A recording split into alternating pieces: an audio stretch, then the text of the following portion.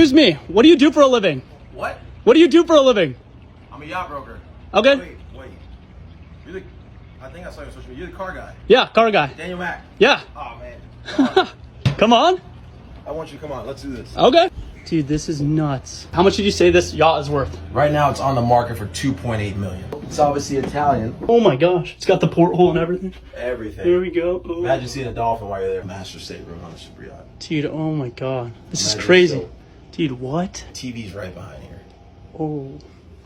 Is this a sauna? And it turns into a sauna. You know you're on a yacht when you have a bidet. So you have a toilet and a bidet. Oh. You gotta have the combo. You have your hot tub. This is a retractable top. This opens up completely. Wait, what? Let me see that again.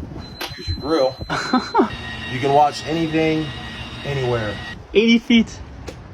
Oh, shit. Welcome to Miami.